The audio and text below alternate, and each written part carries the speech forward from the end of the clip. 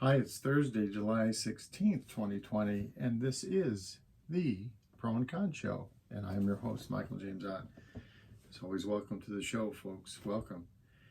We try to encourage people to be better citizens. That's ferreting out the truth, looking at the facts instead of all the opinion.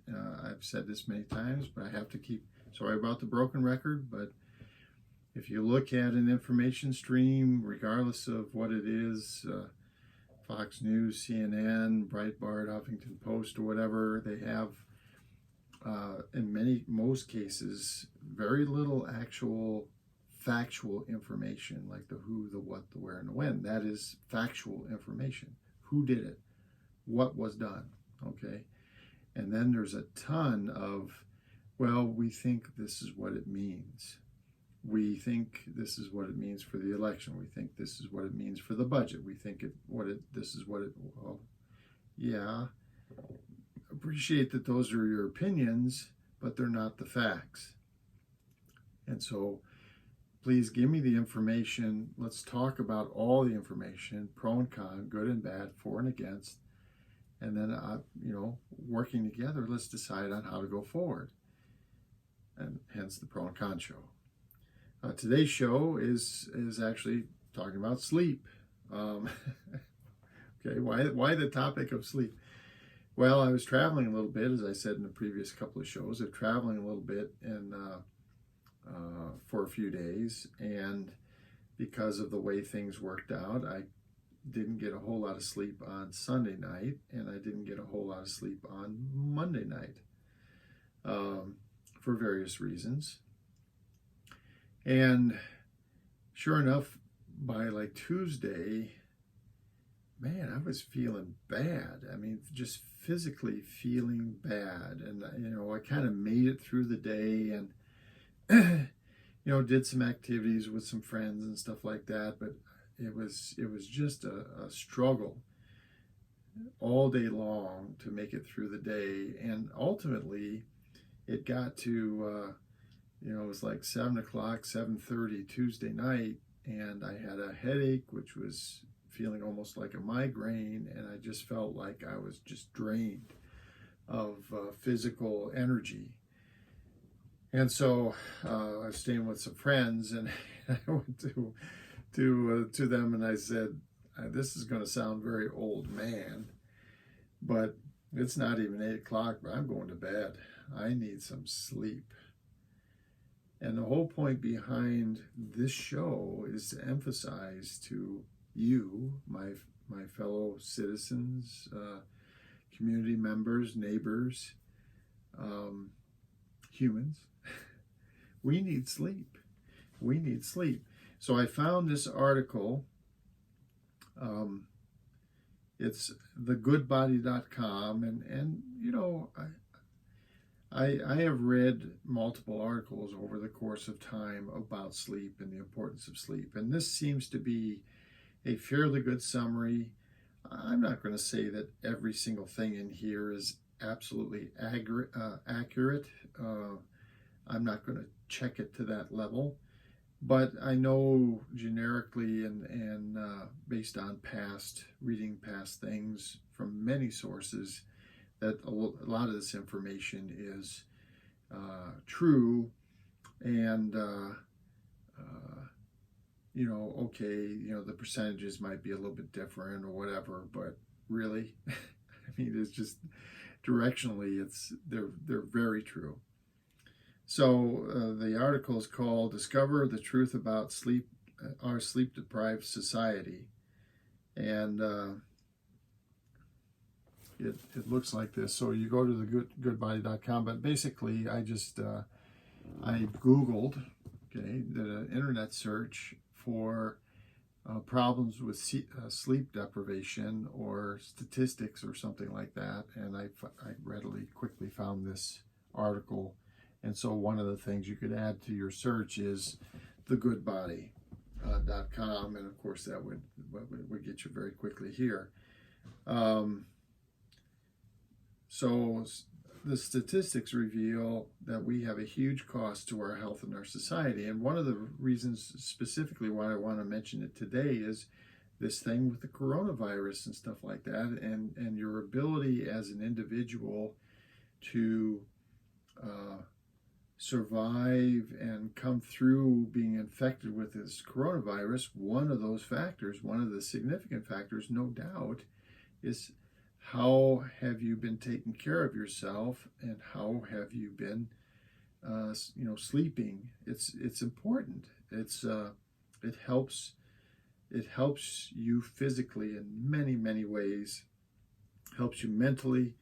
It has all kinds of things. So let me just read some various statistics here from this. 35% of Americans don't get a recommended 7 hours of sleep. Now, I've read several other studies that say this probably should be 8 hours, actually. And for me personally, I have to say I believe in the 8-hour number more than the 7-hour number, at least for me personally.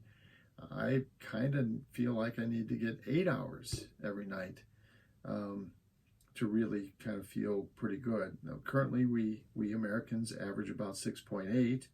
In 1910, the average person slept 9 hours. So we've lost a couple hours of sleep, folks, over the last decades. And roughly 20% of Americans have a sleep disorder. Typically, it's insomnia. And I believe a big part of it is all the stress associated with our definition of success, and people trying to accumulate wealth, influence, and power. But anyway, since 1985, so that's 35 years. Do the math right. Adults are getting less than 6 hours of sleep each night, or the number getting less than 6 hours has increased by 31%. 97% of teenagers get less than the recommended amount of sleep. And sleep deprivation causes a huge annual cost to our economy. They quote $400 billion now. Whether it's that or 300 billion or 500 billion or 200 billion, it's a big number. Okay.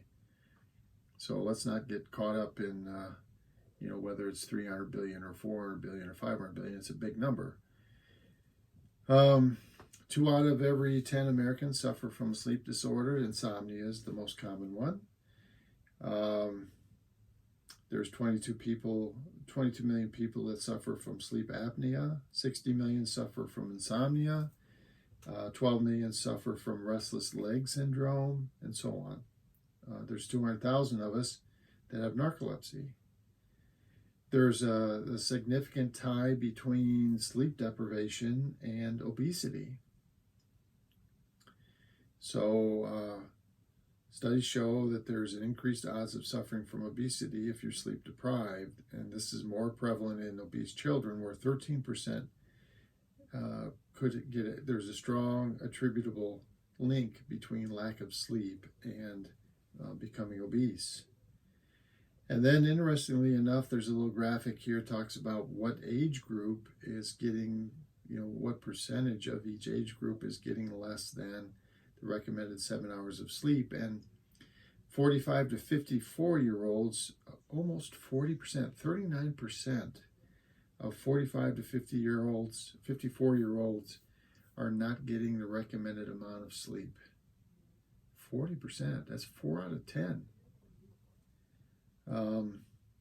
And basically it's the working people, so 25 to 54 kind of thing, and then it gets a little bit better up through age 64, and then if you're much younger than that or much older than that, it's a little bit better. You're down in 25% or 30% are not getting the recommended amount of sleep. There's a big tie-in. Again, I've read this in many different articles and stuff like that. There's a big tie between depression and lack of sleep. So it's really important. You got to get your sleep. Take the time, get your sleep. It's unbelievably important. There's a big portion of automotive crashes that are not associated with drinking alcohol or being under the influence of drugs or something like that, some other drug other than alcohol. It's associated with being drivers being unattentive because they are tired behind the wheel. And so the various government agencies around the country routinely try to have these public announcements, public service announcements, where they tell people, please get rest, please get your sleep before you go on a trip, stop, rest, take naps or whatever, be rested while you're on the highway, because there's a huge percentage of car crashes and of course associated injuries and deaths associated with people falling asleep behind the wheel or losing significant reaction because they're so tired.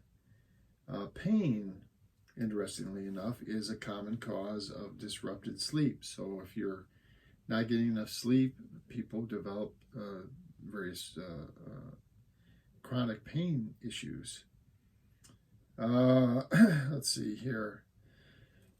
And so many Americans resort to sleep medication. So roughly 35% of Americans regularly take some kind of sleeping pill. And also, by the way, if you are deprived of sleep, you're much more likely to be diagnosed with cancer. Get your sleep. And then again, the emphasis of the sleep deprivation costing. So if you look at adverse effects of sleep on health, well-being, productivity, the automotive crashes and all those kinds of things, all the expensive economic consequences of people not being all that they can be while in their waking hours, because they've not given their bodies the opportunity to get enough sleep.